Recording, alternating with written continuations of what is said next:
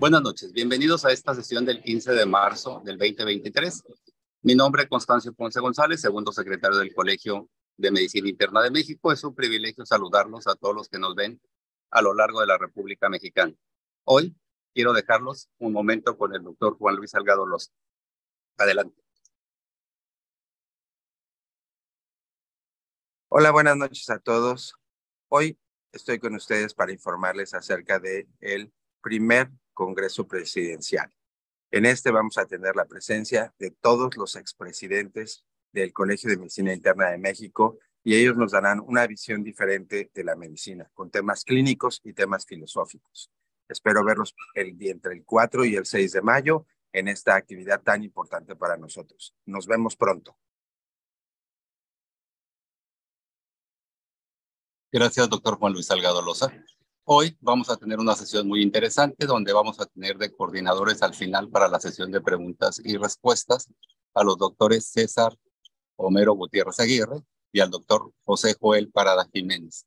Para mí es un privilegio presentar a nuestro ponente el día de hoy, el doctor Sergio Alberto Mendoza Álvarez, quien es médico certificado con una subespecialidad en endocrinología.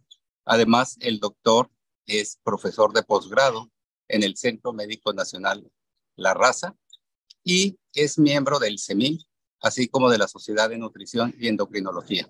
Hoy nos va a dar un tema muy interesante llamado dislipidemias, retos de tratamiento. Adelante, por favor. Hola, ¿qué tal? Muy buenas noches. Primero que nada, quiero agradecer al comité organizador del Colegio de Medicina Interna de México por la invitación en esta sesión mensual. En esta ocasión vamos a abordar el tema de dislipidemias. El objetivo principal de abordar este tema es por el alcance de gran importancia que tiene en la mortalidad, no solamente a nivel de la República Mexicana, sino a nivel de todo el mundo, en cuanto a mortalidad cardiovascular e inclusive de enfermedades de tipo metabólico como diabetes. Es por ello que es muy importante que podamos recordar algunos principios generales, así como el abordaje diagnóstico de las dislipidemias, y también hablar un poco también acerca del riesgo cardiovascular para que podamos determinar cuáles son las principales metas de tratamiento. Vamos a empezar con generalidades en cuanto a los tipos de lipoproteínas para que de ahí podamos desprender en cuanto a los distintos mecanismos de afección o de la fisiopatología de cada una de las dislipidemias. Para recordar, tenemos distintos tipos de lipoproteínas, que son los kilomicrones, como ya conocemos, las lipoproteínas de muy baja densidad, que son las VLDL, las lipoproteínas de densidad intermedia, las lipoproteínas de baja densidad y las de alta densidad. Es importante recordar cuál es el contenido de lípidos que tiene cada uno de ellos, por lo que corresponde al transporte de los mismos. Entonces, hay que recordar que los kilomicrones principalmente van a transportar lo que son los triglicéridos exógenos, es decir, la función principal va a ser el transporte de triglicéridos que provienen de la dieta. Por lo tanto, el origen de los kilomicrones va a ser a nivel del intestino. Yo les sugeriría que recordemos principalmente la apoproteína que tiene el kilomicrón, la ApoB48 y la ApoC, principalmente la ApoC2, ahorita vamos a ver por qué. En el caso de la VLDL, se va a encargar de transportar los triglicéridos endógenos, es decir, se encarga del transporte endógeno de lípidos. Y en este caso, la apoproteína más importante que tiene las VLDL va a ser la ApoB100.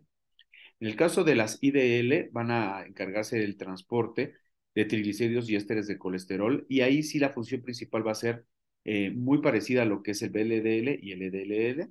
Y en el caso de las LDL, que son de baja densidad, aquí la principal apoproteína va a ser la ApoB100 y el origen va a ser en la circulación y es a partir de las IDL.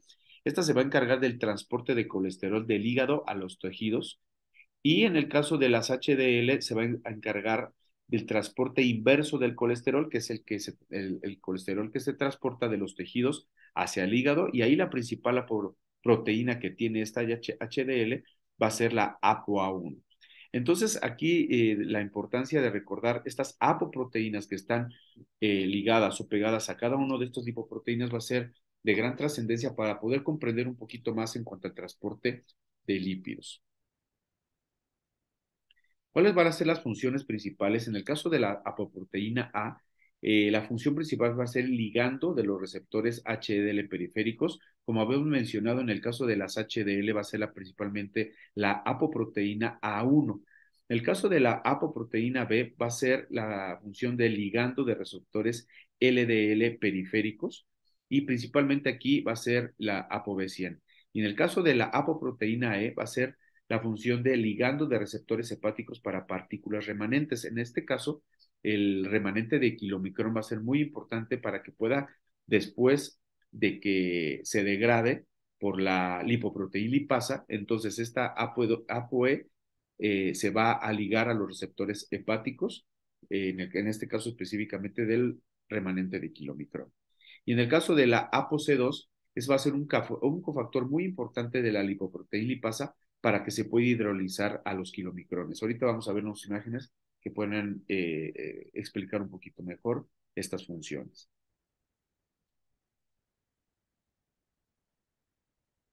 Bueno, este es un esquema que me parece muy importante que podamos explicar. Aquí tenemos entonces cuál es la importancia de las lipoproteínas en el transporte de lípidos. Aquí vamos a irnos guiando con los números del 1 al 7. En el caso del número 1 vamos a tener aquí los kilomicrones, que son las lipoproteínas más ricas en lípidos y que son de origen dietético, o sea, de origen de la dieta, y van a ser los responsables de transportar en la sangre los triglicéridos de origen dietético, es decir, los que son de origen exógeno. Entonces, aquí vemos el número 1, cómo son los lípidos alimentarios que van a llegar básicamente al intestino. Y aquí los triglicéridos van a ser transportados por estos kilomicrones. Habíamos mencionado, aquí vamos a ver el número 2. El número 2 representa lo que son los kilomicrones y también puede ser los VLDL dependiendo de dónde se esté tratando, si estamos hablando del transporte exógeno o del transporte endógeno. Pero hablando del transporte exógeno, primeramente, vemos que el kilomicrón va a tener esta ApoC, que principalmente va a ser el ApoC2, es un cofactor que va a utilizar la lipoproteína lipasa que vemos aquí en el número 2 a nivel de los capilares, del músculo y del tejido adiposo. Este cofactor ApoC2, esta apoproteína, perdón, ApoC2, que funciona como cofactor para los kilomicrones, va a ayudar a que esta lipoproteína lipasa se le pueda pegar y empiece un proceso de hidrólisis a nivel de estos kilomicrones para que se desprenda los triglicéridos, se ponen a hidrolizar los triglicéridos en ácidos grasos libres y glicerol. Una vez que estos son degradados, va a quedar lo que es el remanente de kilomicrón. El remanente de kilomicrón, como habíamos mencionado, va a tener también lo que es apoproteína E. Entonces entramos en el número 3, que se representa en esta lectura, en donde el remanente de kilomicrón se enriquece de ApoE2, llega al hígado, aquí lo vemos como va a llegar al hígado, y lo va a degradar en aminoácidos, en colesterol, ácidos grasos y en glicerol. Ese es el tercer paso, digamos, de lo que se refiere el transporte exógeno de lípidos, en este caso principalmente de triglicéridos. Luego entonces vamos a entrar al paso número 4, en donde ya empieza a tener una función las lipoproteínas en el transporte endógeno de lípidos.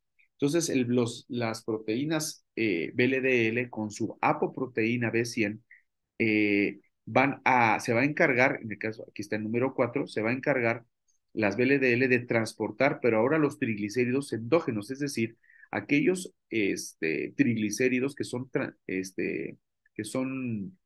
producidos a nivel hepático. Ahora la VLDL se va a encargar a través de esa ApoB100 de transportar los triglicéridos hacia los capilares que se encuentran igualmente a nivel del músculo y tejido adiposo. Es decir, la VLDL va a tener una función homóloga a lo que se refieren los kilomicrones, solo que los kilomicrones van a ser a partir del intestino y en el caso de los VLDL va a ser a partir de los triglicéridos que van a ser sintetizados en el hígado. Y asimismo, entonces, la VLDL va a transportar estos triglicéridos y va a utilizar a esta ApoB100 para que se vaya a pegar a lo que es la lipoproteína lipasa. Esta lipoproteína lipasa se va a encargar de igualmente hacer un proceso de hidrólisis y de los estos triglicéridos para que sea liberado lo que son los ácidos grasos libres y glicerol. Vamos a entrar al paso número 5. Aquí los retos de VLDL se van a convertir en lipoproteínas de densidad intermedia. Esto es debido a la hidrólisis que es generada por la lipoproteína lipasa sobre las VLDL o los triglicéridos que tiene la VLDL. Ahora bien, las lipoproteínas de densidad intermedia que se generan por los restos de la VLDL, en un 50% son retirados del plasma por la ApoE, al igual que sucede con los kilomicrones remanentes. Habíamos mencionado que el remanente de kilomicrón a partir de la ApoE es captada por el hígado. En el caso de las VLDL también, en un 50% de las IDL que se forman a través de ApoE van a ser retiradas del plasma. Ahora, pasando al paso número 6, este va a corresponder a que en el caso de las IDL que van a seguir su camino, que es la mitad de las IDL que se formaron, van a seguir su camino y las lipoproteínas lipasa le van a seguir hidrolizando en el plasma y los triglicéridos que se van desprendiendo de esta hidrólisis van a hacer que se formen las LDL con su ApoB100 y que a partir de esa ApoB100 va a ser captada por el hígado. Es decir, esta ApoB100 va a servir como cofactor para que entonces se pueda pegar a los receptores hepáticos y entonces se pueda degradarse ya sea a través de la bilis o a través de las heces. Esta va a ser básicamente o de manera general el transporte endógeno de los lípidos. Sin embargo, nos va a faltar el paso número 7, que se lleva a cabo principalmente a nivel hepático y concierne a lo que es el transporte inverso de colesterol, cuyo principal lipoproteína va a ser las HDL, las cuales son reconocidas por las ApoA1 que habíamos mencionado, como habíamos al principio, que las ApoA1 son las principales HDL que van a ocupar para que se van a captar el colesterol libre de las células.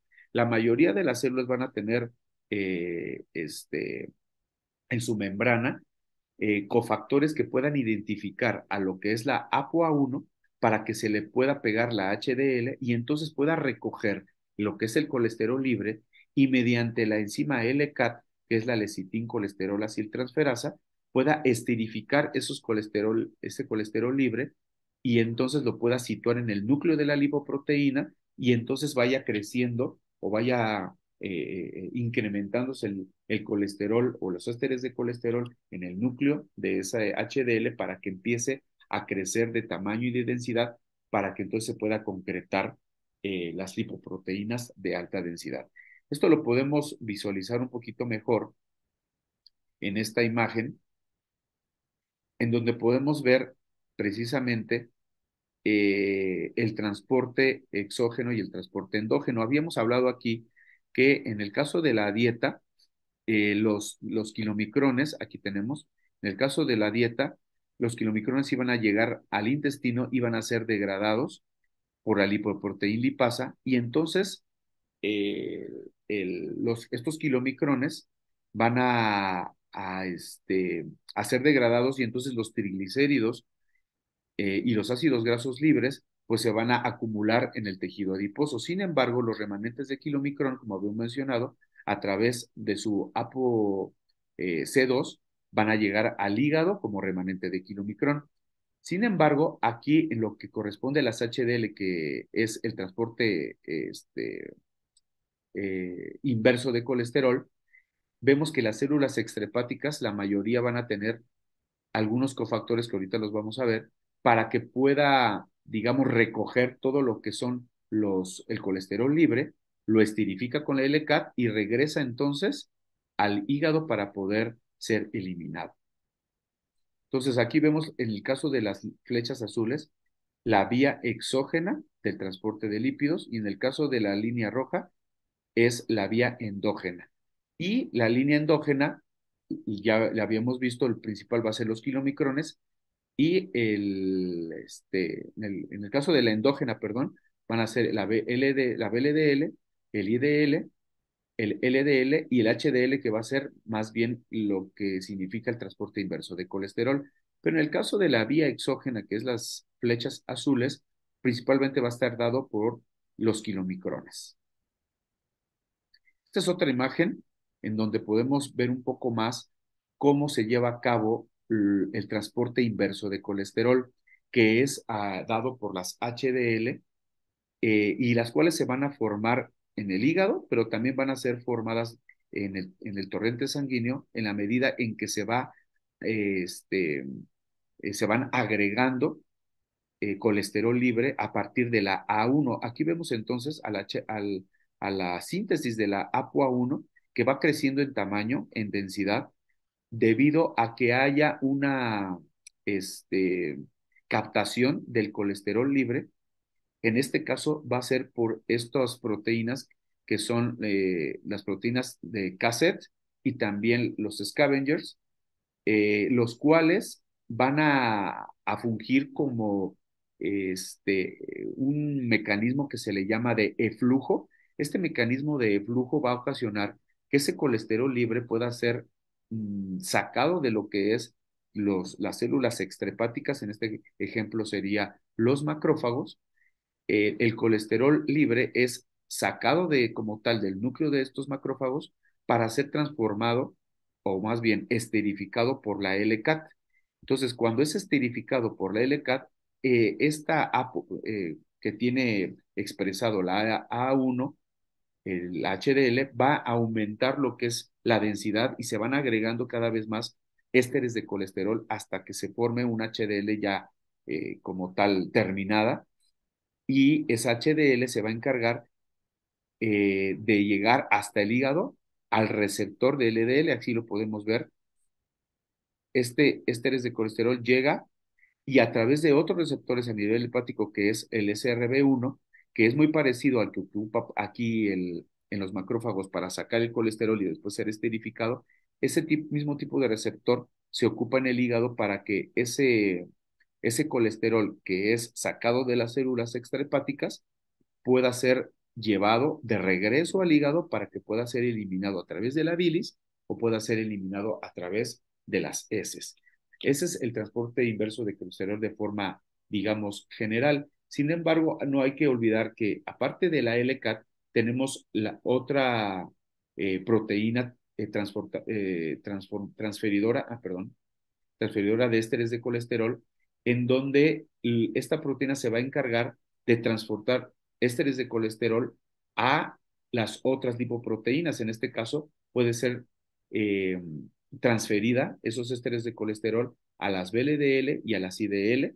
Asimismo, estas van a generar mayor cantidad de LDL por vía de oxidación, y esas LDL, asimismo, a través del ApoB100, nuevamente va a ser captada por los receptores de LDL a nivel hepático. Digamos, a veces es un poco complicado en tan poco tiempo poder explicar la importancia de cada una de estas moléculas, pero la importancia de conocer cuál es el transporte endógeno o diferenciar el transporte endógeno con el transporte exógeno nos va a ayudar a poder explicar un poquito mejor cuál es el mecanismo fisiopatológico de las distintas dislipidemias. En este esquema podemos ver otra vez el transporte inverso de colesterol mediado básicamente por la HDL. Aquí veíamos, este es un esquema un poquito más sencillo, menos abigarrado. Aquí tenemos lo que son las moléculas que nos van a ayudar a que las HDL a través de la ApoA1 puedan sacar lo que es el colesterol libre de los macrófagos o de las células extrahepáticas, lo va a sacar para que entonces este colesterol libre pueda ser esterificado por la LCAT. Entonces, los cofactores que van a ser utilizados, las proteínas transportadoras que van a hacer un mecanismo de flujo, van a ser las scavengers, pero también las que son las cassette. Estas moléculas son las que ayudan a que entonces este colesterol libre que está en el centro de los macrófagos pueda ser sacado y esterificado por las LCAT.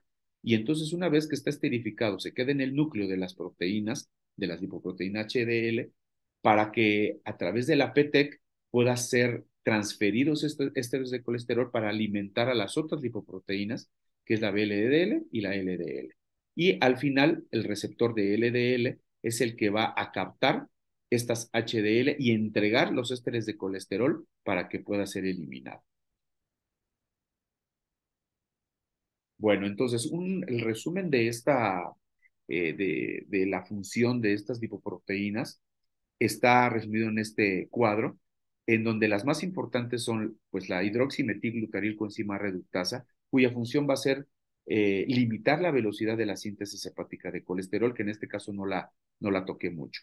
Pero en el caso de la lipoproteína lipasa, que habíamos hablado que estaba en los capilares, tanto del músculo como de tejido adiposo, se va a encargar de eliminar los triglicéridos de los kilomicrones, pero también de las VLDL. Acuérdense que de los kilomicrones sería en el caso del transporte exógeno y en el caso de las VLDL sería del transporte endógeno a nivel de tejido adiposo y dejando partículas remanentes. En el caso de los kilomicrones son los remanentes de kilomicrones y en el caso de las VLDL serían las IDL. Ahora, también tenemos la lipasa hepática que se va a encargar de eliminar los triglicéridos adicionales de las partículas residuales del hígado, convirtiéndolas en LDL.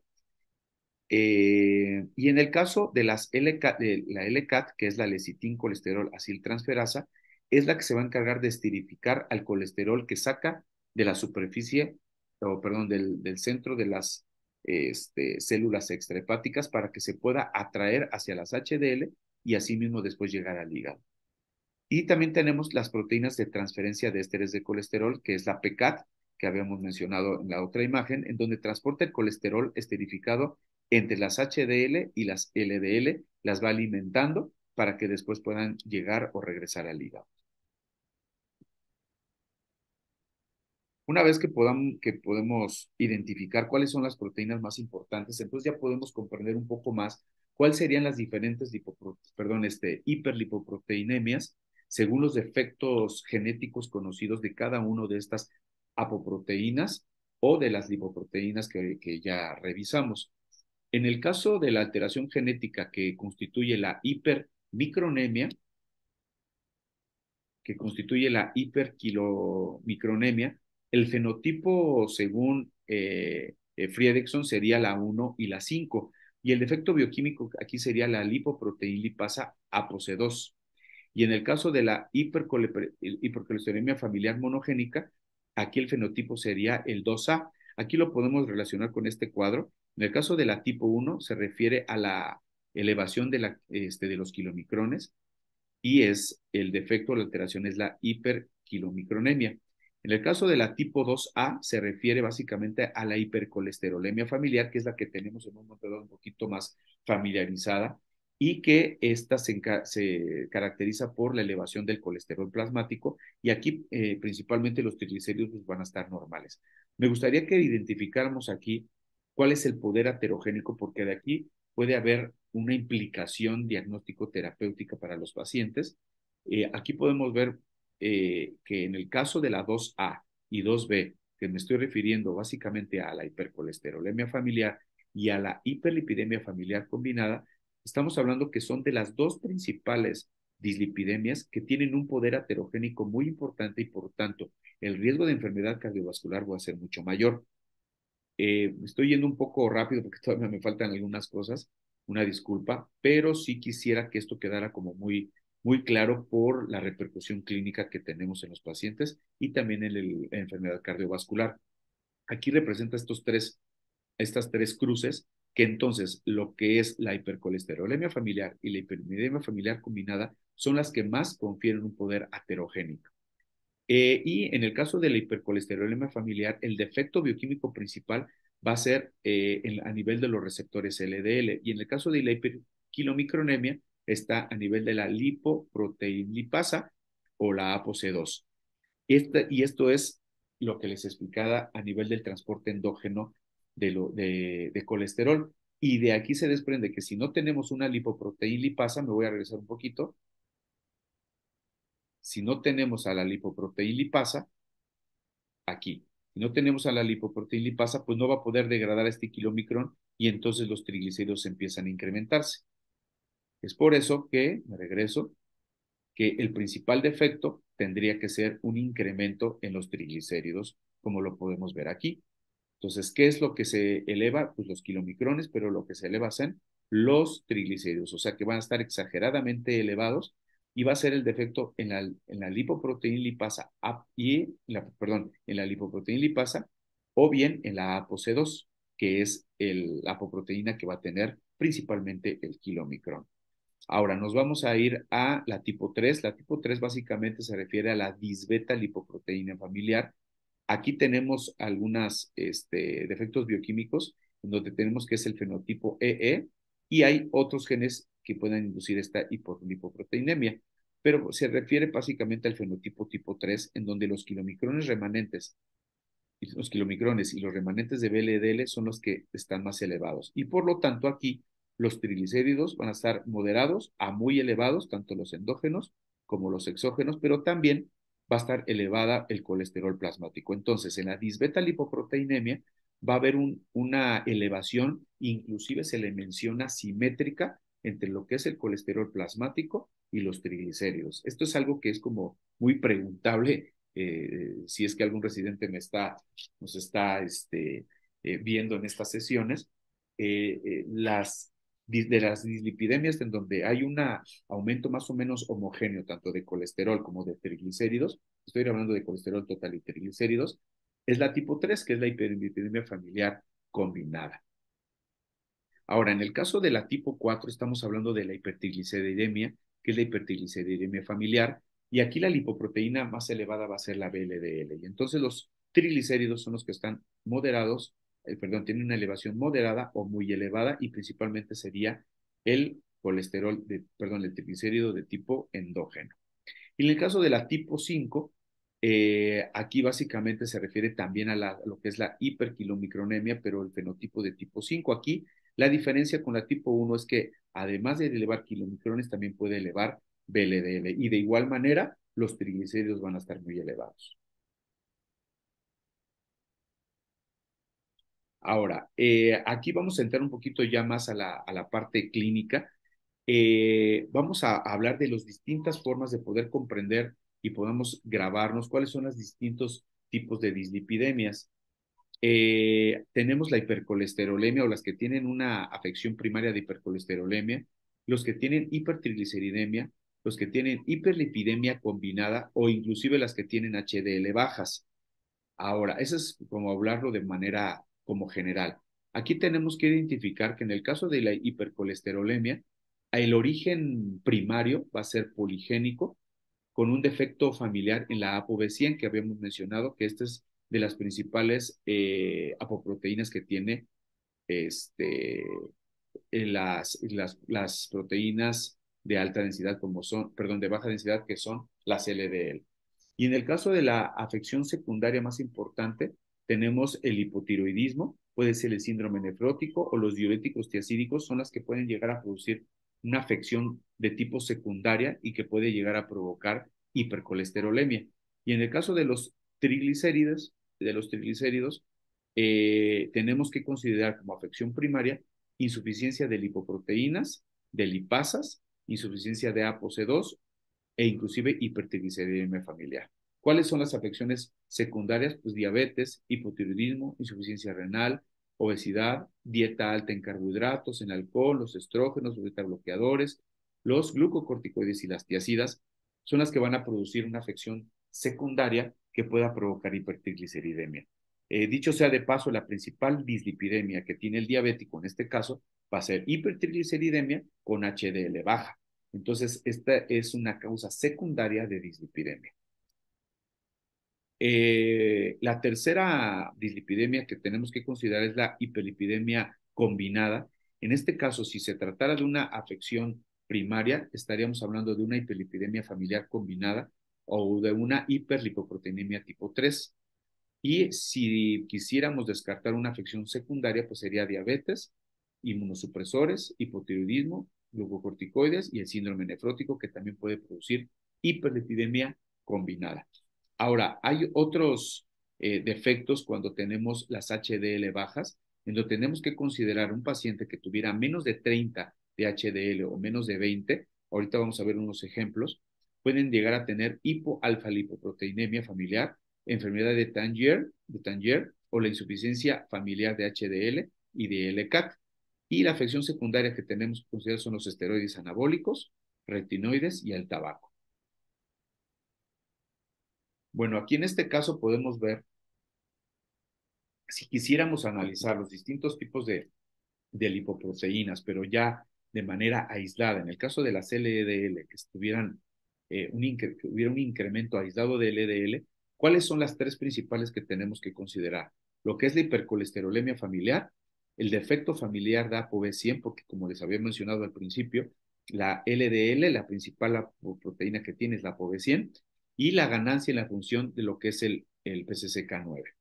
Y de ahí la importancia de conocer eso por el tratamiento que tenemos de inhibidores de PCSK9.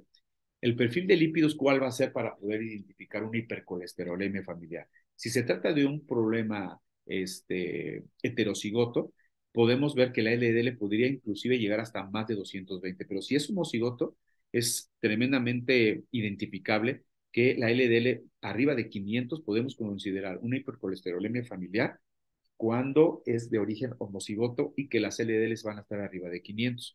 Aquí el patrón de herencia va a ser principalmente autosómico dominante y el fenotipo va a ser que los pacientes puedan tener una coronopatía prematura, puede haber jantomas tendinosos, cantelasmas y arco corneal prematuro. Aquí en cuanto al defecto fisiopatológico va a ser la mutación en el receptor de LDL que va a tener captación o degradación defectuosa. El segundo defecto es el defecto familiar de ApoB100. En este es muy similar el perfil de lípidos y también el patrón de herencia. Aquí la mutación principal va a ser en el ApoB100, como les había mencionado. Y en el caso de las ganancias de función del PCSK9, también el perfil de lípidos es muy importante, es muy similar e inclusive el fenotipo también es similar, teniendo los jantomas, los cantelasmas y la coronopatía prematura, pero aquí va a ser causado por un aumento en las concentraciones de la PCSK9. Acordarse que la PCSK9 se va a enlazar al receptor de lipoproteína de baja densidad para que se pueda degradar. Entonces, una vez que haya un aumento en las concentraciones de se degrada el receptor y entonces queda libre el colesterol LDL y por eso puede llegar hasta más de 500. Ahora, hablando principalmente del incremento aislado de triglicéridos, tenemos a dos ejemplos muy importantes e irrepresentativos. Uno es la insuficiencia de lipoproteína lipasa o de ApoC2, que es lo que se había mencionado, que es en los capilares que captan el kilomicrón, que es el transportador principal de triglicéridos exógenos, y la hipertrigliceridemia familiar. Estos son los dos representativos de un incremento aislado de triglicéridos. En el caso de la primera, como podemos ver en el cuadro, los triglicéridos pueden ir desde 1000 hasta 25,000. Y en la hipertrigliceridemia familiar tenemos a veces el concepto de que pueden ser que forzosamente pueden ser triglicéridos arriba de 1000 y no es así. Puede ser desde 150 hasta 500 en presencia de algunos factores secundarios como puede ser la obesidad. Y aquí el fenotipo es que en el caso de la familia, el diagnóstico se hace en la adultez y en el caso de las lipoproteína lipasa es generalmente en la infancia. Esa sería como principalmente la diferencia, porque clínicamente puede haber también jantomas eruptivos, puede haber lipemia retinalis, pancreatitis y hepatoesplenomegalia, en el caso de la insuficiencia por lipoproteínas. Y en el caso de la hipertriglicemia familiar, en el adulto puede haber también jantomas. ¿Y cuál es la fisiopatología? Pues el incremento en la producción de VLDL. Ahora, ¿cuáles son los representativos en cuanto al incremento combinado de LDL y triglicéridos? Son dos, la hiperlipidemia familiar combinada y la disbeta-lipoproteinemia. Aquí lo más importante que tenemos que recordar en el caso de la familiar combinada es que hay un incremento moderado de LDL y de triglicéridos. Y en el caso de la disbeta-lipoproteína, son incrementos simétricos, es lo que les había mencionado al principio. Incremento simétrico, pero no de LDL, sino de colesterol total. Inclusive esta dislipidemia tiene el LDL normal. El que tiene alto es el colesterol total. Y también los triglicéridos, entre 300 y 500, y es de manera como simétrica. De esa manera podemos identificar que se trate de esta dislipidemia. Y en el caso de la familiar combinada es LDL y triglicéridos. Ahí es un incremento también moderado. Aquí, por ejemplo, sí puede haber, en el caso de la familiar combinada, coronariopatía prematura, que estamos hablando que en mujeres menos de 60 años y en hombres menos de 55 años que tengan un evento cardiovascular identificado. Y en el caso de la disbeta también puede haber jantomas tuberosos o túbulo eruptivos o jantomas planos. Inclusive algunos de las bibliografías lo comentan como que puede ser patognomónico de una disbeta lipoproteína en que podamos encontrar jantomas planos en los surcos palmares. Ahora, por último, una disminución aislada de las HDL, tenemos básicamente la hipoalfa lipoproteinemia familiar.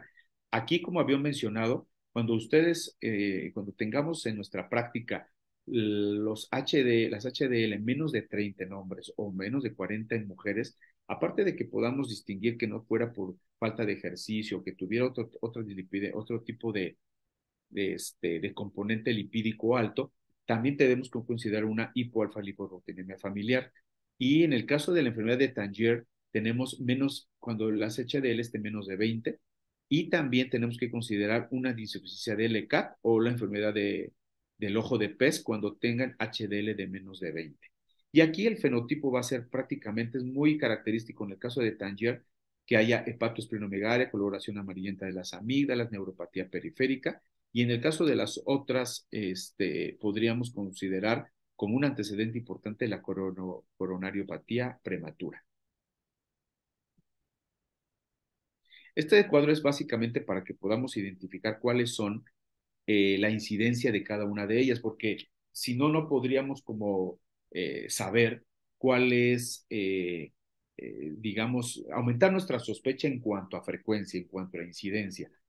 Aquí en este cuadro, me gustaría que esto ya no lo pudiésemos ver, ya lo repasamos en cuanto a que la mayoría de estas dislipidemias van a tener jantomas, excepto, como había mencionado, la disbeta lipoproteinemia, es la única que no tiene jantomas, pero que sí puede tener jantelasma.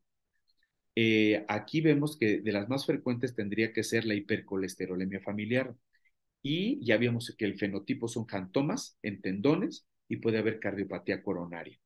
Esta es de las más frecuentes, una incidencia de 1 en 500, pero también tenemos el déficit familiar de ApoB100, que también va a dar colesterol LDL alto, y en ese es de menos de 1 en 1000.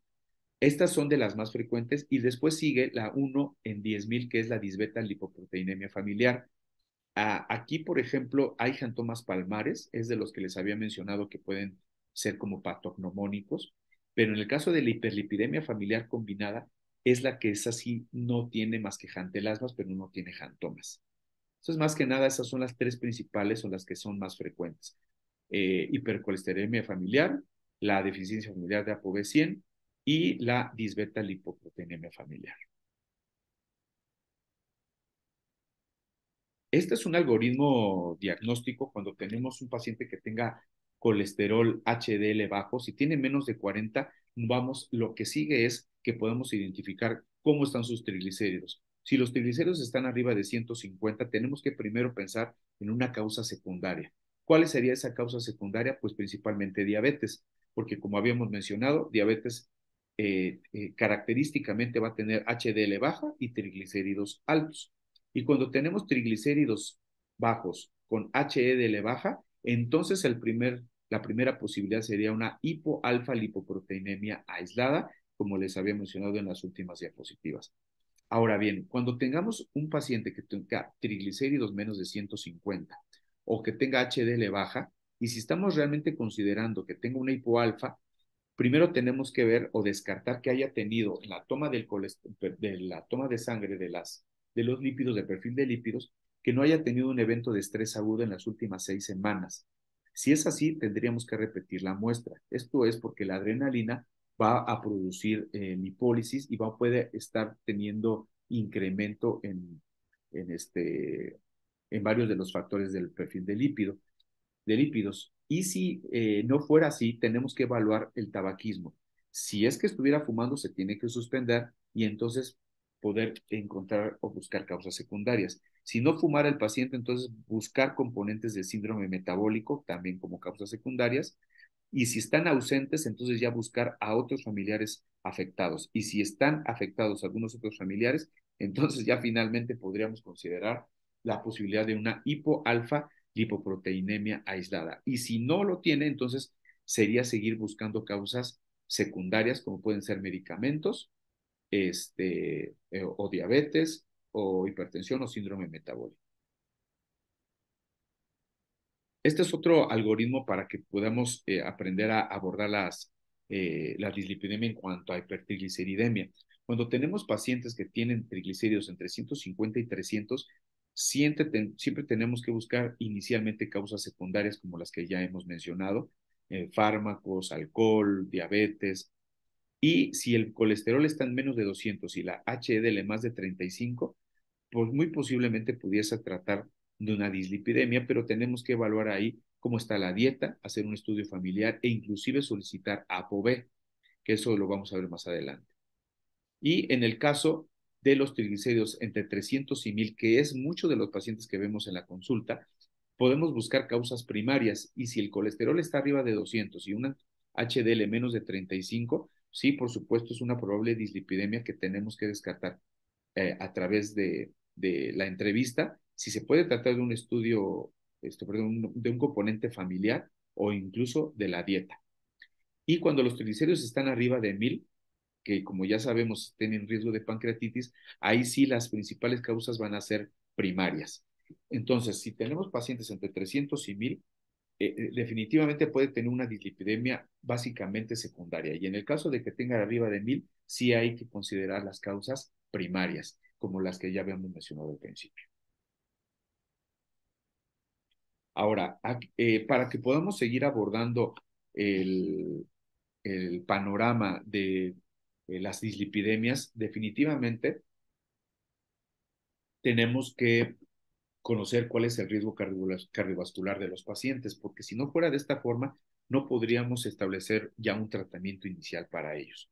Para esto quisiera recordar algunas cosas que se reportaron en las guías de lípidos de la AJA desde el 2019, en donde se menciona que las estatinas van a reducir las posibilidades de eventos recurrentes en pacientes que ya tengan enfermedad cardiovascular establecida.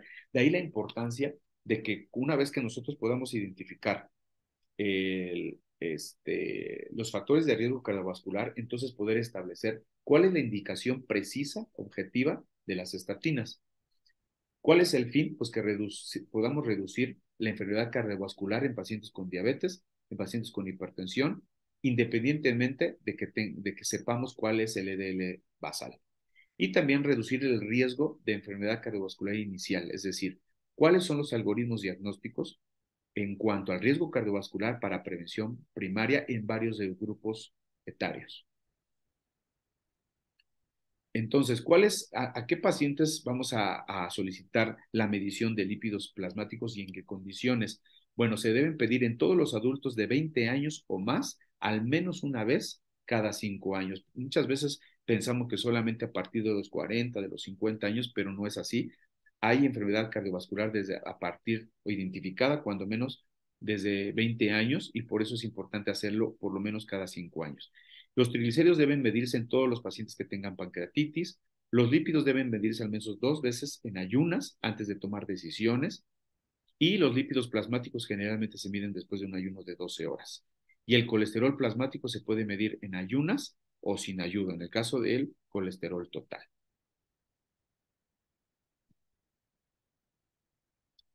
Hay que repasar la fórmula de Freddy Walt porque si no tuviéramos en un momento dado algunos de los componentes en nuestro perfil de lípidos, sí es posible que podamos calcularlo. Entonces, esta fórmula nos dice que el colesterol total es igual al LDL más HDL más los triglicéridos entre 5. Entonces, si nosotros en nuestro perfil de lípidos solo contamos con HDL, con triglicéridos y colesterol, pues sí pudiésemos calcular mediante esta fórmula en la concentración total de las LDL. Y en el caso de las VLDL tenemos otro método que es el de Martin Hopkins. Aquí se utiliza el colesterol total las HDL y los triglicéridos. Y también se utiliza lo que es un factor ajustable. Aquí tenemos la fórmula de Friedewald, en donde tenemos el colesterol total, las HDL y VLDL. Para que podamos saber cuál es el valor de las HDL, pues vamos a ocupar los triglicéridos y el factor ajustable, que inclusive ya está la tabla establecida y que se generó en base al colesterol total de las HDL y de los triglicéridos. Ahora bien, si no tuviéramos HDL y quisiéramos usar esta fórmula de Friedewald, entonces aquí podemos incluso utilizar la app LDL. Usted la puede descargar así como tal, así como ve este dibujo. Descarga esta aplicación, usted mete los datos y ya le va a arrojar eh, este, la concentración de LDL para que podamos entonces meterlo a las aplicaciones ya incluso validadas para riesgo cardiovascular. Ahora, ¿cuáles son los factores que van a aumentar el riesgo cardiovascular? Esto es muy importante que lo repasemos, que la historia familiar de enfermedad cardiovascular aterosclerosa prematura, como habíamos mencionado, menos de 55 años en hombres y mujeres menos de 65 años, es un factor que aumenta el riesgo cardiovascular. La hipercolesterolemia primaria, cuando tengan de 160 a 189 de LDL, ya es de riesgo cardiovascular. Y cuando las no HDL estén entre 190 y 219.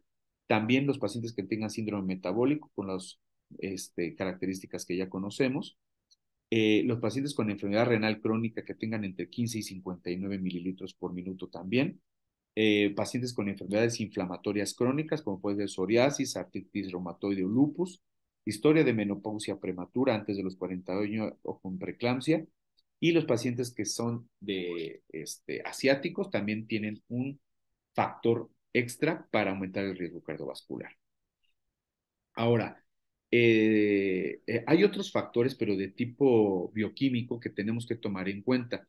Los biomarcadores de lípidos que están asociados a enfermedad cardiovascular aterosclerosa, tenemos los triglicéridos, que estén arriba de 175, por lo menos en 3 ocasiones. Tenemos la proteína C reactiva arriba de 2, la lipoproteína A, que es aterogénica y además proinflamatoria, y inhibe la fibrinolisis y esto ocasiona mayor aterosclerosis, más de 50 miligramos por decilitro. La ApoB, que habíamos mencionado, la ApoB2, la ApoB100, son importantes en el transporte de colesterol, entonces si está elevada además de 130, va a corresponder casi siempre a que tengamos un LDL de más de 160.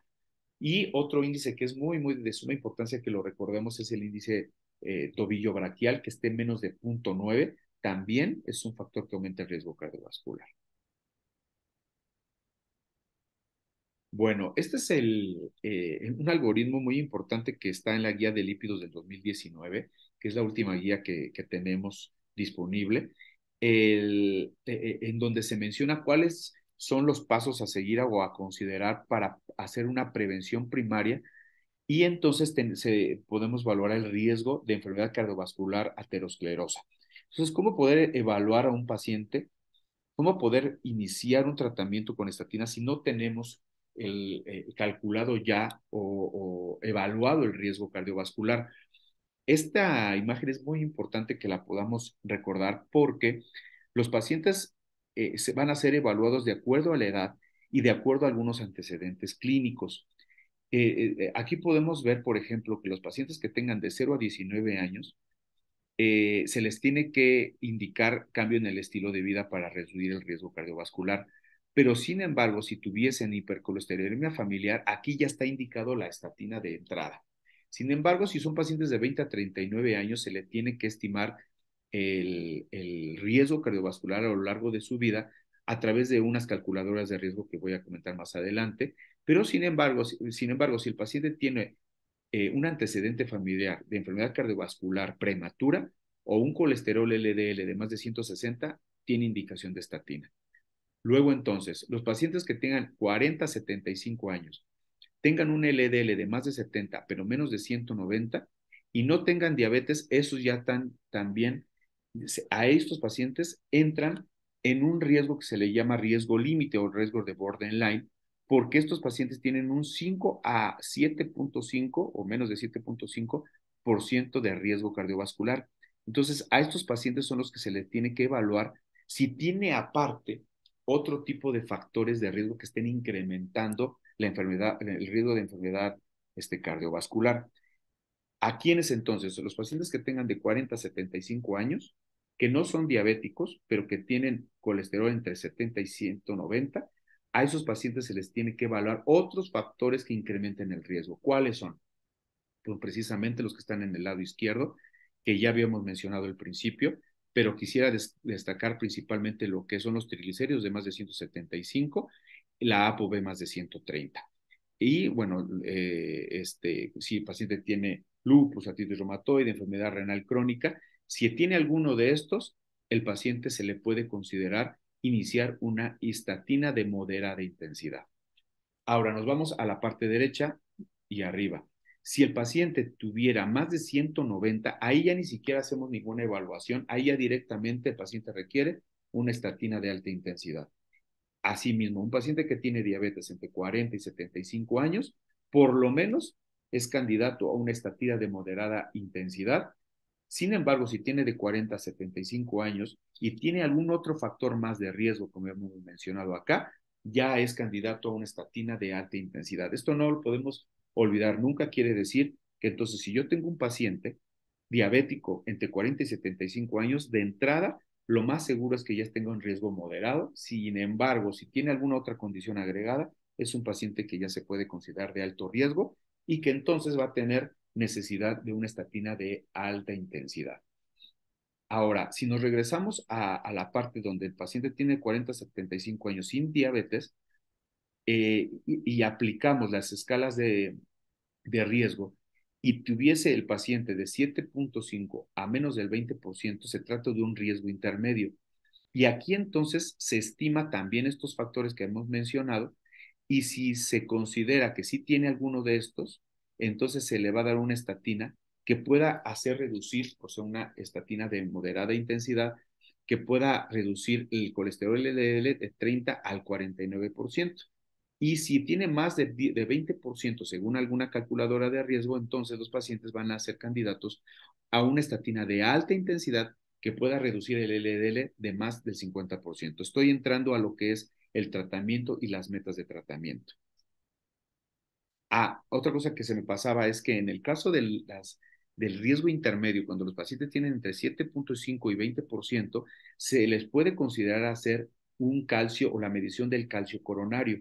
Y cuando los pacientes, una vez que se midió el calcio coronario, tengan de 1 a 99, esos pacientes se van a beneficiar de estatina. Y cuanto más, cuando tienen de 100 o más, hay que iniciar estatina. Ahora, algunos pacientes que tengan cero, es decir, que tengan menos de uno, o sea, cero, los pacientes, a menos que tengan diabetes o una historia familiar de enfermedad coronaria ya establecida, se les puede considerar dar la estatina.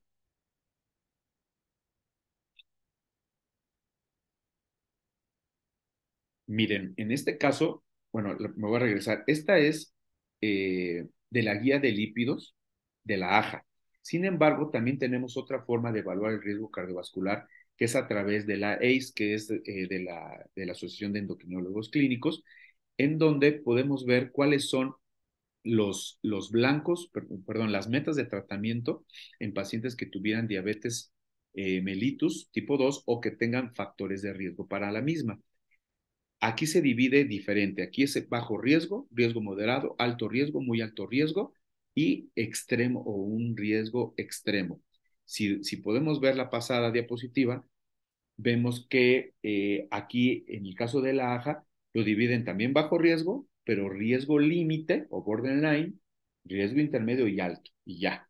Pero en el caso de la ICE es un poquito más específico porque va desde bajo, moderado, alto, muy alto y un riesgo extremo que básicamente se va a referir a una cardiopatía, a una persona, un paciente que ya tenga enfermedad cardiovascular establecida, pero que está progresando, es decir, que es un paciente que tiene angina inestable o que no se puede alcanzar un colesterol LDL meta de menos de 70.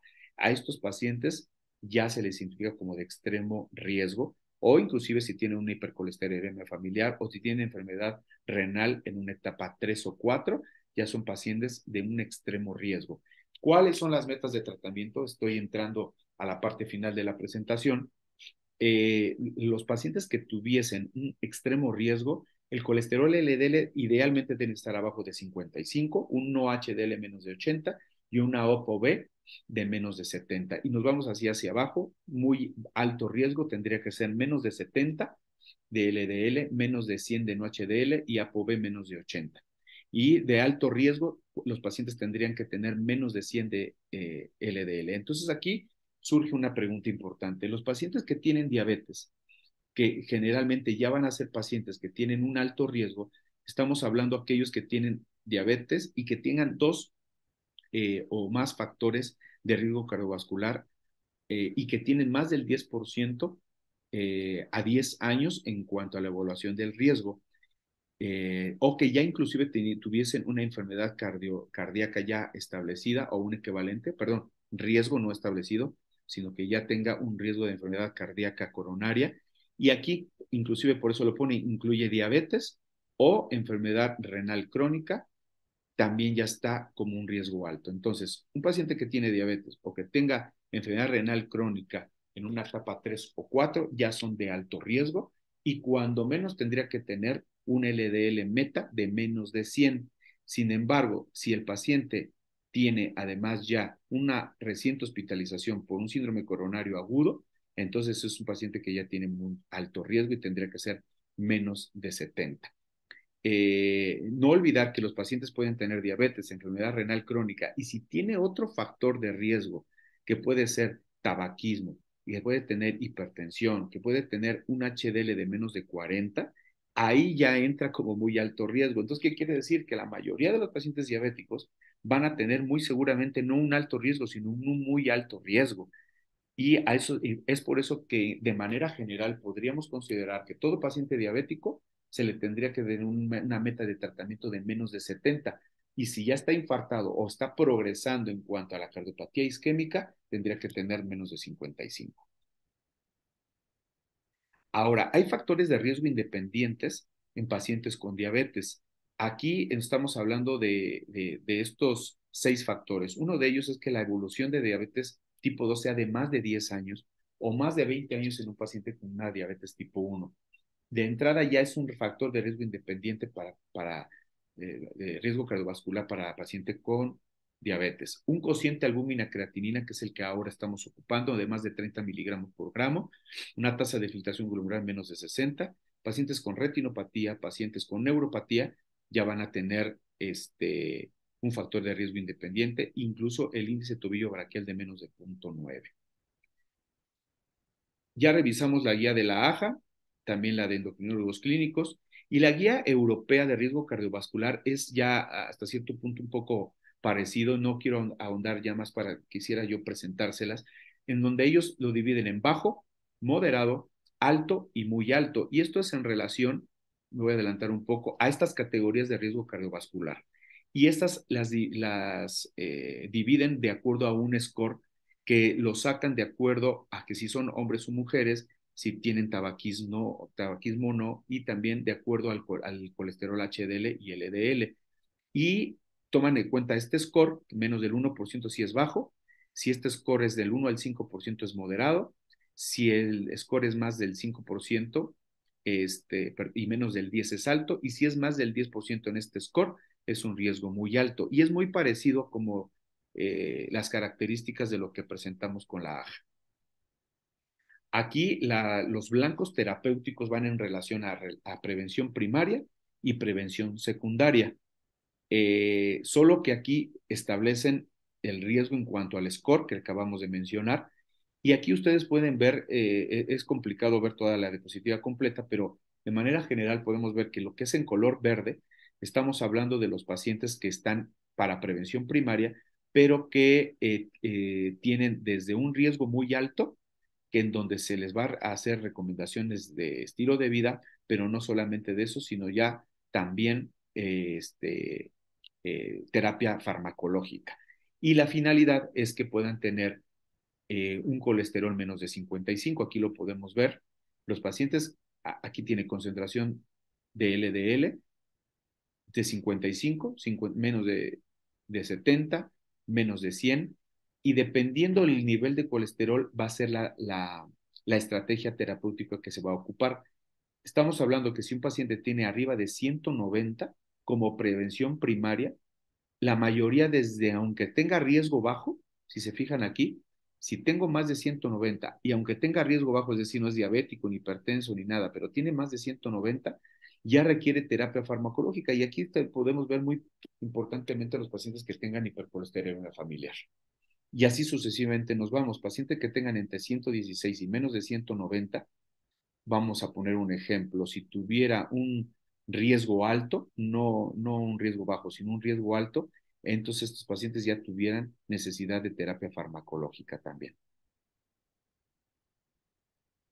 ¿Cuáles serían los objetivos para prevenir el riesgo cardiovascular? Uno, con respecto del tabaco, es no exponerse a tabaco en ninguna de sus formas. Una dieta saludable, con bajo contenido en grasas saturadas, rica en productos integrales, verdura, fruta, pescado. La actividad física, que es todo un tema muy especial, pero que de manera general podemos decir que tiene que dedicarle 3 horas y media, 7 horas a la semana, es decir, en promedio 1 hora diaria de actividad física moderada a intensa o de 30 a 60 minutos en la mayoría de los días. El peso corporal tiene que tener un índice de masa corporal entre 20 y 25 idealmente, y un perímetro de cintura de menos de 94 en varones y menos de 80 en mujeres. Ahora la escala GIS o las guías GIS hablan de, en el caso de síndrome metabólico, ya hablan de que sea de menos de 80 perdón, menos de 90 en varones y menos de 80 en mujeres.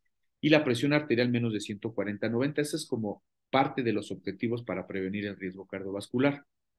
Ahora, si tuviésemos pacientes ya identificados, como lo que habíamos mencionado, de riesgo muy alto, en el caso de prevención primaria, habíamos hablado que nuestro objetivo de LDL va a ser menos de 55, o es decir, que disminuya un 50% el colesterol basal.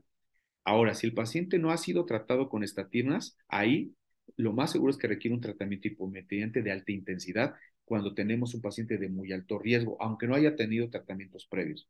Y en el caso de que tuviera el paciente ya un tratamiento con estatina, digamos que es un riesgo alto, pero tenga la mejor 20 miligramos de atorvastatina, evidentemente vamos a tener que tener un aumento en cuanto a la intensidad del tratamiento, que le puede hacer una rosuvastatina de 20 miligramos.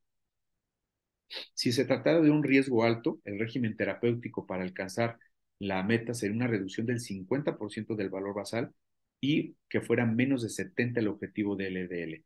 Ya sea en el riesgo muy alto o en el riesgo alto, tiene que tener una estatina que baje 50%, pero el objetivo del LDL en el riesgo alto es menos de 70 y en el muy alto menos de 55. En el riesgo moderado el objetivo sería menos de 100 y en el riesgo bajo sería menos de 116. Esto es las recomendaciones de la ACE. Ahora bien, en el caso de las no HDL, los objetivos de acuerdo al riesgo sería, si es riesgo muy alto, tendría que tener menos de 85. Si es riesgo alto, menos de 100. Y si es riesgo moderado, tendría que ser menos de 130. Y la ApoB sería menos de 65 si es de muy alto riesgo, 80 y 100 si es de alto y moderado riesgo de manera respectiva.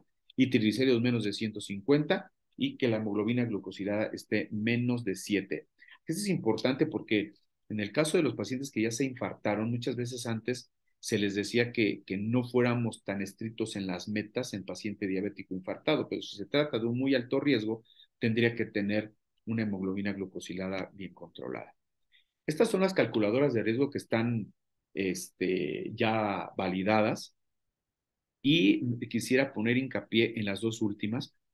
Hay ya calculadoras, perdón, aplicaciones en cuanto a este riesgo. Una de ellas se llama ACCBD Plus, que yo les recomiendo que la podamos bajar. Y también últimamente, en el 2015 y en los últimos congresos, se está empujando a que pudiésemos usar también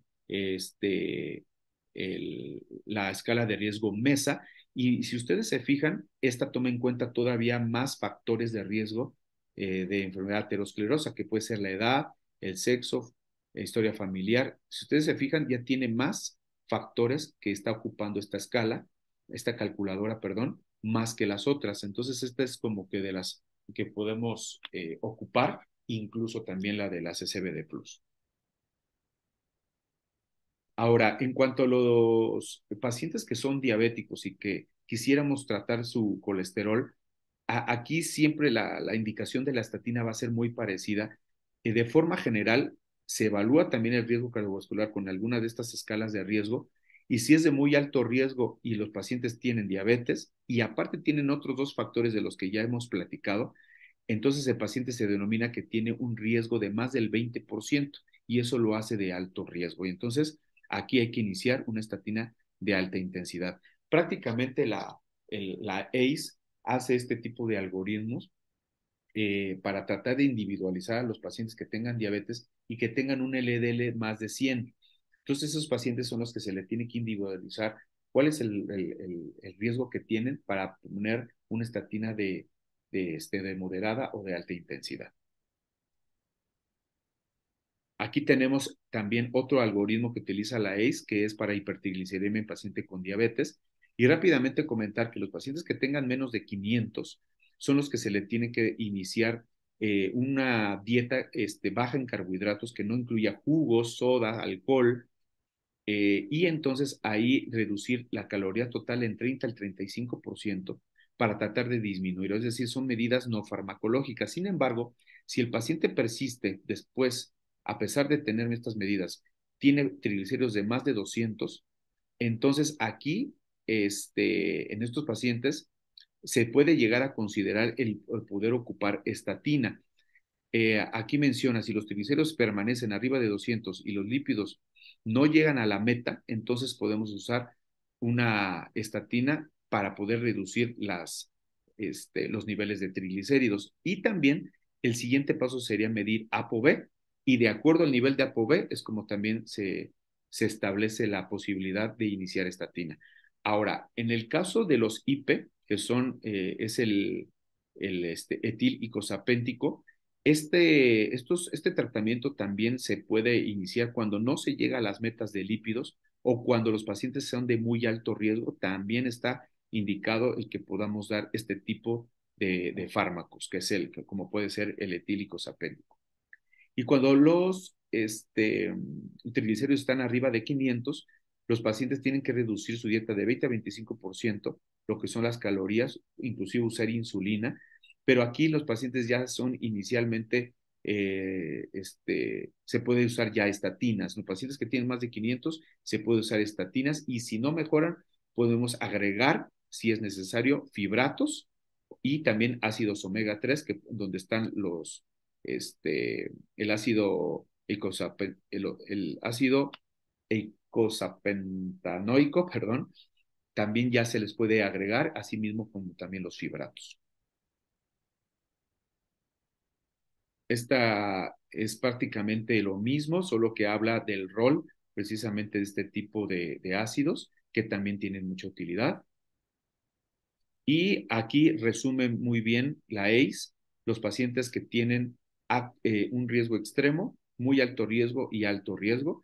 Aquí vemos los niveles de LDL que se sugieren, que es menos de 100 en alto riesgo, muy alto riesgo menos de 70 y extremo riesgo menos de 55. Y así sucesivamente con triglicéridos y ApoB. Esta es una comparación de las distintas escalas que nosotros llegamos a utilizar y las metas de tratamiento que ya mencionados, que también aplican para pacientes con diabetes y sobre todo si tienen una duración de más de 20 años, en el caso de tipo 1, o más de 10 años en el caso de los pacientes de tipo 2. Ahí inclusive el tiempo de evolución también tiene injerencia en cuanto al riesgo cardiovascular. Esta es una imagen donde vemos todos los tratamientos que están actualmente establecidos para disminuir el colesterol LDL. Y miren, como podemos ver, tenemos los diferentes tipos de estatinas y su efecto en cuanto a si es de baja intensidad, moderada intensidad y alta intensidad. Quiero hacer hincapié en cuanto a lo que es rosuvastatina, porque si tenemos una dosis de 20 o 40 miligramos es alta intensidad. Atorvastatina, si es de moderada intensidad, va de 10 a 20, pero si es de alta intensidad, tendríamos que llevarla a 40 a 80 miligramos.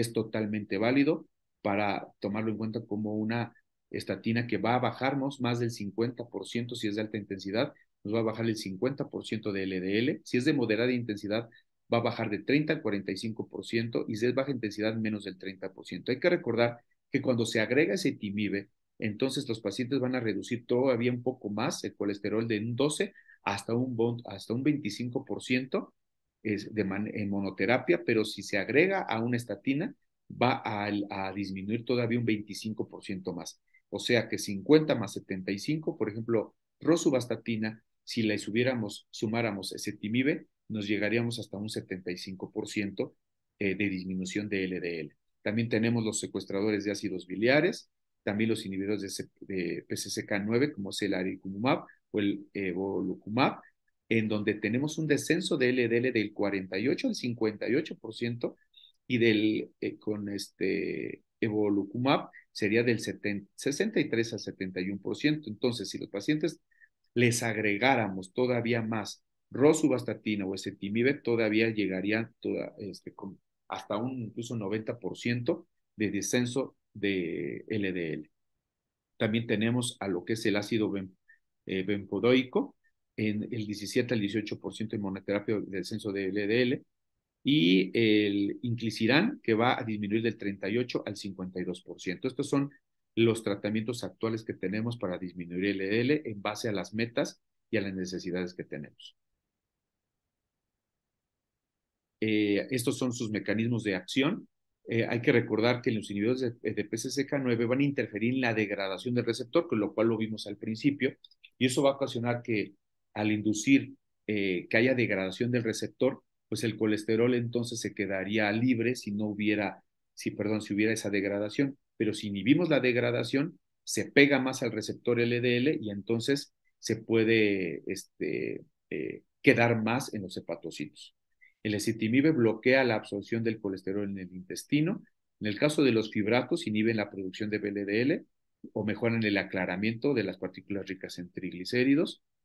Y en el caso del mipumersen y el inhibidor de la MTP, como es la lomitapida, son drogas que disminuyen la producción hepática de VLDL, y eso nos va a ayudar a que disminuya también los triglicéridos. Estas son las guías que estuvimos revisando. También están las guías canadienses, que bueno, ya sería más complicado y para más tiempo de una plática, pero se los puse así como para que tomáramos en cuenta cuáles son las guías más importantes en cuanto a dislipidemia. Bueno, una disculpa porque no me di muy bien el tiempo, pero mi idea era tratar de abordar lo más que se pudiese en cuanto a lo básico, el abordaje cardiovascular y las metas de tratamiento para los pacientes con dislipidemia, desde las más frecuentes a las menos frecuentes, y cuál es el posicionamiento que debemos de tener en cuanto a toma de decisiones en los pacientes que tuviesen riesgo cardiovascular desde el más bajo hasta el más alto. Concluyo con una frase que para cada uno de nosotros me parece que sería muy importante comprenderla y aplicarla para que podamos siempre estar aprendiendo. Es que la posición de alumno siempre nos va a seguir enseñando, y ese va a ser nuestro mejor maestro. Pues muchas gracias al comité organizador, y estoy atento a las preguntas.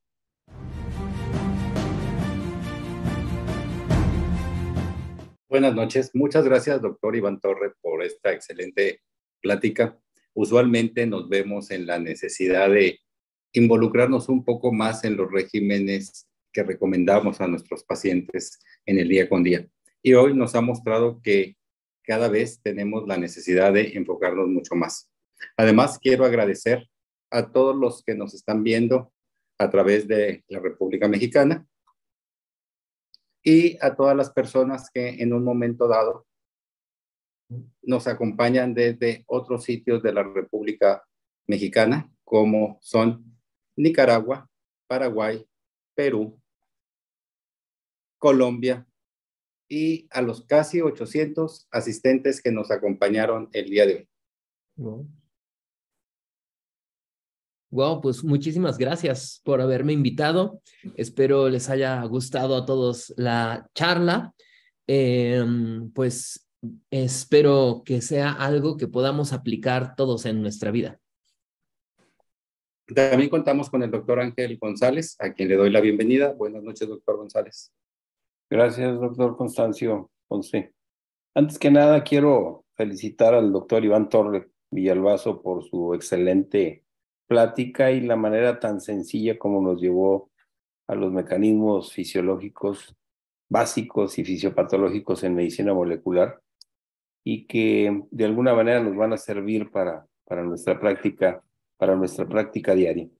Por otro lado, también me quiero unir al reconocimiento que hizo el doctor Constancio Ponce a todas las mujeres participantes y obviamente a todas las mujeres de México. Yo quisiera iniciar ahorita con una pregunta muy especial relacionada ahorita con quizás nuestro primer contacto al nacimiento, pues es la lactancia materna, la leche materna, el primer hidrato de carbono, la lactasa. Y se había comentado que la deficiencia de lactasa en la edad adulta pudiera estar relacionada con el desarrollo de síndrome metabólico. ¿Existe alguna evidencia relacionada con esto, doctor Luis Torre? Bien, muy buena pregunta, sin embargo, eso lo desconozco. Lo único que sé respecto a la intolerancia a la lactosa es que, bueno, más bien se le llama persistencia a la lactosa a las personas que siguen produciendo la enzima lactasa en su intestino, y es una variante genética asociada a diferentes regiones del mundo. Así que hay ciertos grupos étnicos, recordemos que ya no es bueno decir la palabra raza, sino hay grupos étnicos que pierden la capacidad de producir lactasa y hay otros grupos que todavía la conservan, pero su asociación con síndrome metabólico realmente no lo sé. Gracias, doctor. Gracias. Y bueno, hay múltiples felicitaciones de los asistentes, así como muchos reconocimientos a todas estas compañeras y mujeres que nos han engrandecido a lo largo de la historia y actualmente son bastante ejemplo a seguir. Tenemos alguna pregunta de Facebook. El doctor Luis Manuel Bernardino pregunta, ¿cómo evitar la inflamación? ¿Cómo cuáles alimentos en específico podrían ayudar? Muy bien, muy bien. Ese es un tema muy interesante llamado inmunonutrición. Podría aquí darle una plática de 2 horas de eso. De hecho, en mi canal de YouTube, si gustan, ahí tengo una charla justo de inmunonutrición, pero en resumen, en menos de un minuto quiero contestar que la inmunonutrición es la capacidad de algunos nutrimentos de recuperar la homeostasis a través de la resolución de la inflamación. Los principales alimentos inmunomoduladores son los ácidos grasos omega 3 de cadena larga, EPA y DHA, eicosapentanoico y docosahexaenoico. Estos ácidos grasos se les llama lípidos pro resolución, ya que se convierten dentro de nuestro organismo en derivados lipídicos como las resolvinas, maresinas y protectinas, que justamente contrarrestan la inflamación. Así que el consumo de ácidos grasos omega 3, es decir, pescados o insectos, son las 2 fuentes principales de ácidos grasos omega 3, van a evitar que la inflamación se mantenga activa. Y también manteniendo la microbiota saludable, consumiendo productos fermentados y prebióticos. Muchas gracias, doctor Ángel. Sí, gracias.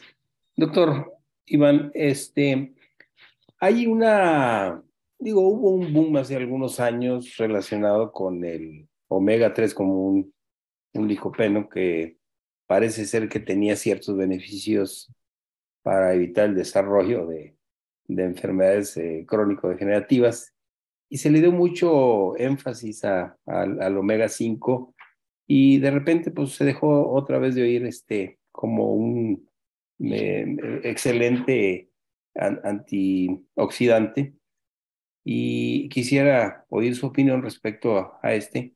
Y por otro lado, algo que también siempre ha estado y ahora ha entrado en boga por la aparición de algunos artículos, sobre todo con el uso de alimentos o azúcares no calóricos y su relación con enfermedad cardiovascular o cerebral como a nivel de miocardio, y quisiera oír su opinión respecto a estos dos detalles. Bueno, en primer lugar, algo que una vez charlando con el director de investigación del instituto, donde llegaron una vez a hacerle preguntas diciendo de la Secretaría de Salud, diciéndole, oye, ¿por qué en el instituto hay 10 investigadores que trabajan con obesidad y 12 que trabajan con diabetes, pero ¿por qué no hay ninguno que trabaja, no sé, con alguna enfermedad rara? ¿Por qué no hay ninguno que trabaja con, no sé, escleroderma? Y el doctor comentó, pues bueno, los investigadores trabajan con lo que a ellos les llama la atención. Entonces, así funciona la ciencia. No es tan bueno eso porque es verdad que hay muchos temas no explorados. Por ejemplo, este omega 5, yo he escuchado de él, pero yo realmente no he hecho investigación al respecto y no conozco yo a nadie que haya hecho investigación. Bueno, solo un colega, el doctor Carlos Pérez Monter, hizo un estudio muy interesante en células hepáticas en vitro y parece que les fue muy bien, redujo la acumulación de grasa. Entonces, sí, tristemente hay muchas moléculas interesantes que hay en los alimentos que no han sido exploradas adecuadamente. No sé, y eso es un tema interesante, que no haya evidencia no significa que no funcione, simplemente nadie lo ha investigado. Entonces yo creo que sí, efectivamente, los omega 5 deben tener algún efecto metabólico interesante que debe ser explorado más a profundidad. Y de los edulcorantes artificiales, yo puedo decir solamente dos cosas. Número uno, cualquier molécula no natural, es decir, estos edulcorantes artificiales como la sucralosa o el aspartame, se les llama genobióticos, es decir, moléculas que entran al organismo y tienen que ser depuradas en el hígado y en el riñón para ser eliminadas. Cualquier genobiótico en cantidades elevadas llega a ser hepatotóxico o nefrotóxico por justamente el trabajo extra que tiene estos órganos para eliminar los genobióticos. Entonces, un consumo elevado, excesivo de estos edulcorantes definitivamente puede generar muchas complicaciones metabólicas. No sé específicamente a nivel cardiovascular, pero por lo menos sí a nivel de hígado y de riñón. Sin embargo, el uso moderado, es decir, un sobrecito, 2 sobrecitos al día, no va a generar ningún problema, pero sí hay personas que llegan a consumir una dosis bastante considerable porque le ponen 2 sobrecitos al café y luego se toman una bebida light y luego un pastelito light y luego a lo largo del día están consumiendo productos bajos en caloría y ni cuenta se dan que ya llegaron a una dosis bastante elevada de estos edulcorantes. Mi recomendación personal es evitarlos. Tampoco significa eliminarlos de la vida porque me va a dar miedo que me dé un infarto. No, simplemente utilizar, yo creo que todo en esta vida de manera adecuada, moderada y de ese modo evitaremos problemas.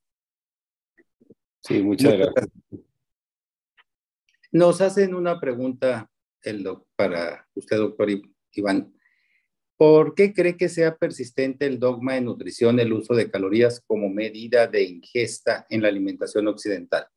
Si no se conoce algún fenómeno alostático que regule esta variable. Es una pregunta del doctor Carlos Eduardo Sainz Luna.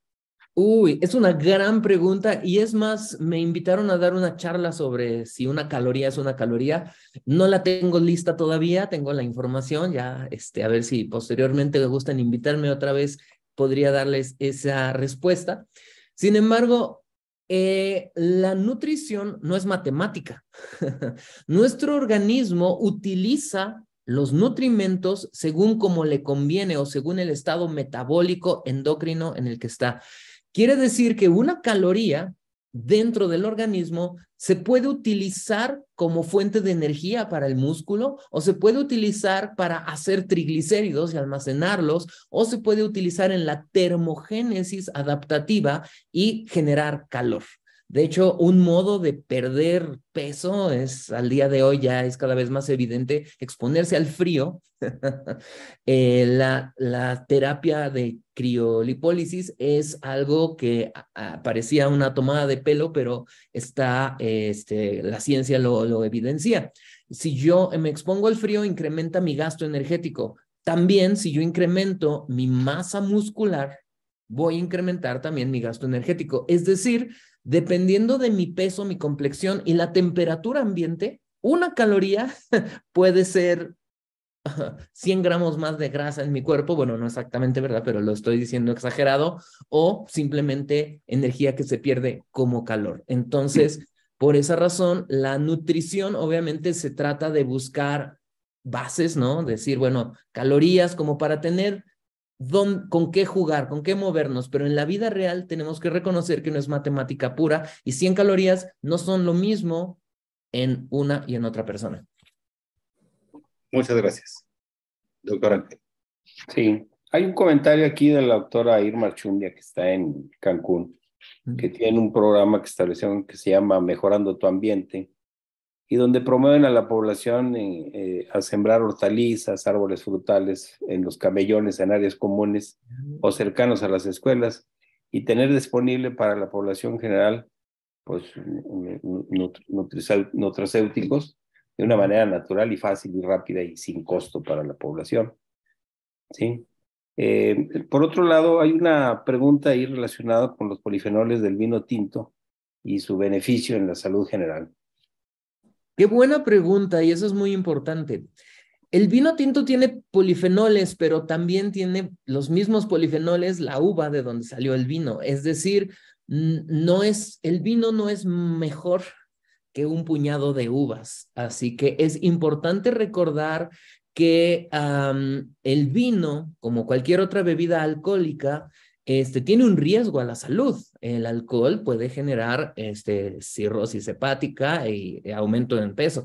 Entonces, técnicamente no es éticamente no es recomendar vino. ¿Sí me explico? No, yo creo que no es sano y prudente decir, tómese una copita de vino. Recomendarlo creo que no es adecuado. Sin embargo, si una persona ya lo consume, tiene que hacerlo de manera moderada. Sí hay una asociación entre el consumo moderado de vino con mejor esperanza de vida. Sin embargo, la mayoría de los estudios donde hacen esta asociación no solo están viendo el vino, están viendo muchos otros aspectos de la vida de las personas, su actividad física y el resto de los alimentos que consume. Entonces, decir que el vino es bueno para el corazón o para la salud es peligroso, y yo recomiendo no seguir fomentando este concepto. Más bien, ahí están las frutas y verduras que también tienen polifenoles. Gracias. Gracias. Pues aparte de las muchas felicitaciones que existen dentro de las preguntas de WhatsApp, hay una pregunta muy interesante que dice: ¿qué tipo de alimentos ayudarían a mantener de manera natural la salud del varón? Protección prostática, mantener su líbido, etcétera. Muy bien, y es una buena pregunta y tiene respuesta, y es muy sencilla. ¿Qué es lo que disminuye el líbido y qué es lo que disminuye toda la capacidad física y sexual de un hombre a lo largo de al avanzar la edad? Número 1, el estrés oxidante. Número 2, la inflamación sistémica. Y número 3, el exceso de grasa corporal. El tejido adiposo tiene una hormona no recuerdo cómo, no, una enzima convertasa, no, creo que es un esteroide convertasa, no recuerdo exactamente, pero la grasa, el tejido adiposo, puede convertir la testosterona en estrógeno o en un estradiol, en una estrona, creo, inactiva. Las personas con exceso de peso tienen menor testosterona activa. Por lo tanto, el resumen que todos ya sabemos es para mantenerse saludable física y sexualmente como hombre es consumir alimentos con antioxidantes, como frutas y verduras, evitar alimentos que generan estrés oxidante como bebidas azucaradas o fumar y tratar de mantenernos en un peso cercano al ideal, es decir, no tener obesidad. Muy bien, Muchas gracias. gracias. Por Facebook nos hacen aquí dos preguntas. En cuanto a la epigenética, ¿todos los tipos de cáncer pueden prevenirse, eliminarse con el cambio de alimentación? Sería la primera. Bueno, hay dos tipos de cáncer, podríamos decir, hablando de manera muy grande, los que son totalmente genéticos y hereditarios y tristemente, bueno, pues es un gen mutado que no puede hacerse nada al respecto. Sí se puede mejorar la expectativa y la calidad de vida, pero no revertirse o curarse un cáncer genético como estos BRCA. Pero todos los demás cánceres que son originados por estrés oxidante o por genobióticos, sí se pueden evitar o por lo menos evitar que proliferen y que reduzcan nuestra expectativa de vida con una alimentación saludable. Definitivamente sí es posible y hay muchos estudios que han mostrado que la calidad, el estilo de vida es un determinante en el desarrollo de cáncer y el outcome clínico. Gracias. Y la segunda es, ¿en cuánto tiempo se evidencia la mejoría en el hígado graso en un ultrasonograma? Qué buena pregunta. Es muy clínica. Yo no puedo contestarla. Gracias, doctor. Lo único que sí puedo decir es que el hígado graso es muy peligroso porque progresa cirrosis, pero hay una gran noticia y es que el hígado graso es 100% reversible si lo detectamos a tiempo y llevamos una alimentación saludable y ejercicio. Es decir, el hígado graso no es ¿cómo se llama? Cuando te dan ahí el epitafio, sino es una llamada de atención para cambiar nuestro estilo de vida y puede revertirse totalmente si lo hacemos a tiempo. Muchas gracias, doctor Ángel. Gracias. Hay una pregunta aquí de la doctora Sandra Elena de Guadalajara, relacionada con el gluten como generador de inflamación y pues obviamente en qué consiste una dieta libre de gluten, ejemplos de alimentos, ¿no? Muy buena pregunta. Yo tengo mi opinión, obviamente basada en artículos científicos. Lo que voy a decir está basado en la ciencia. Sin embargo, hay mucho debate, así que voy a dar mi postura al respecto. Así como con la lactosa, solo el 2 al 5% de las personas que dicen tener intolerancia al gluten realmente lo son por una variación genética. Hay personas que por alteraciones genéticas no pueden metabolizar adecuadamente el gluten. Esa es una cantidad muy pequeña de personas, pero la mayoría de la gente que dice o que sí sabe, o sea, es que es intolerante, no es que sea intolerante al gluten, es que tiene una microbiota tan con disbiosis que cualquier cosa que consuma, particularmente algo que tenga harinas, azúcares, le va a generar una inflamación que obviamente es evidente. Entonces, no es el gluten para la mayoría de las personas, es con qué viene acompañado ese gluten. La mayoría de las personas consumen productos con harina refinada acompañada de mucho azúcar y mucha grasa. Estoy hablando de galletas, cereal de caja para el desayuno. Todos los ultraprocesados tienen gluten, pero no es el gluten, es que es harina refinada con azúcar, colorantes y saborizantes que obviamente van a generar disbiosis de la microbiota intestinal e inflamación. Si yo consumo pan integral, pero no del súper, ¿no?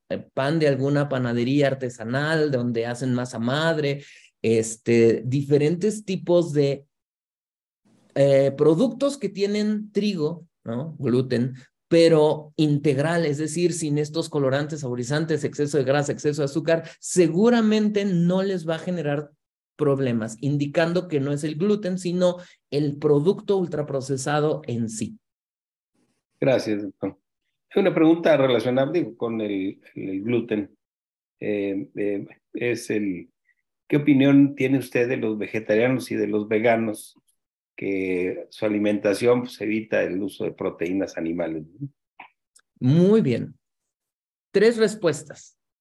Respuesta a nivel de bioquímica. El ser humano, la estructura anatómica, fisiológica y bioquímica del ser humano está diseñado para ser omnívoro.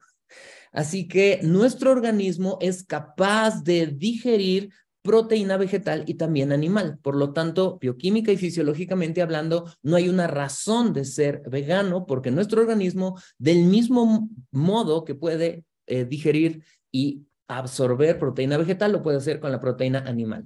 Número 1. Número 2. Si una persona decide ser vegano es por convicción personal, no por cuestión de que la carne sea tóxica y te mueras. No, es una cuestión personal de principios y valores que son totalmente respetables, pero no hay que tratar de justificarlo con una razón bioquímica o fisiológica.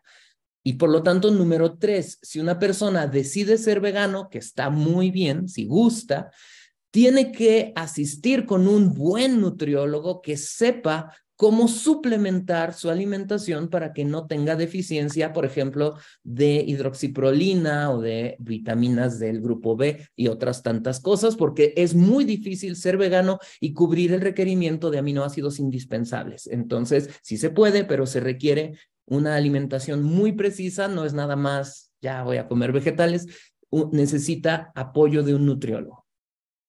Y además tienen muchos químicos también la preparación de la comida vegana. Sí, muchísimas gracias, doctor. Por aquí agradezco a las personas que nos han compartido algunos axiomas recordando la alimentación y lo que sirve termina por no servir, etcétera. Gracias a todos. Y el doctor Francisco Zambrano ya comentó algo por ahí del té verde, pero hace referencia al recuerdo hipocrático y nos pregunta si hay algunos reportes que contraindiquen el uso de algunos nutracéuticos, por ejemplo, el té verde en pacientes con hipertensión o la cúrcuma contraindicada en la enfermedad por reflujo gastroesofágico. ¿Cuál es su opinión? Excelente pregunta, pero lamento no tener una respuesta. Eso ya es algo muy específico y no quiero meterme en algo que yo no domino. Lo único que puedo decir son 2 cosas. Número 1, al día de hoy, cada vez se sabe un poco más cuál es el mecanismo de los diferentes nutracéuticos en el organismo. Algunos nutracéuticos modulan el óxido nítrico y por lo tanto tienen que ver con la presión arterial. Otros modulan la secreción de enzimas y hormonas y por lo tanto pueden estar alterando o bueno, ser contraindicados en personas que tengan algún tipo como esto de reflujo gastrointestinal. Entonces, si yo quiero saber qué nutrimento o nutracéutico puede ser o no indicado para alguna patología o condición particular, debo yo buscar cómo tratar de saber si ya se sabe el mecanismo de acción de este nutracéutico y de ahí hacer mis conclusiones. Lo que sí sé, pues como les comentaba, todos los nutracéuticos son buenos en cantidades moderadas, ¿no? Dentro de una alimentación variada y pueden ser un riesgo muy grande si nosotros los consumimos de una manera ya suprafisiológica, ya podríamos decir farmacológica. Muchas gracias, doctor. Creo que con esto terminamos la sesión de preguntas y respuestas y no sé si tenga algún comentario para concluir. Bueno, pues gracias por haberse conectado, espero les haya gustado este tema y creo que compartí mis redes sociales por si gustan estar en contacto conmigo. Tengo una página en Facebook que se llama El Apio Científico, así que pues ahí escríbanme si quieren alguno de los artículos que he compartido. Gracias, doctor. Doctor Ángel. Sí, muchas gracias, doctor Iván. Una última solicitud, me piden ahí que si tiene el nombre de su canal de YouTube para buscarlo en específico. Pues Iván Torre, ahí está, creo, o Iván Torre Villalbazo. Búsquenme, es más fácil buscarme en Facebook como El Apio Científico y de ahí, ahí tengo todas mis redes. Bueno, sí, muchísimas gracias, Iván, y felicidades de veras que pues dominas el tema porque pues eres un experto en esto. Muchas gracias, muchas gracias. Sí, gracias. Quiero dar por concluida la sesión y recordarles que mañana vamos a tener una sesión especial patrocinada por MSD, en el cual los esperamos para hablar de insulina y algunos otros antidiabéticos. Gracias a todos por su participación. Sigamos celebrando este día especial para conmemorar el logro de la inclusión y la equidad. Muchas gracias. Tengan una excelente noche. Gracias, doctor Ponce. Gracias, doctor Iván. Gracias a todos.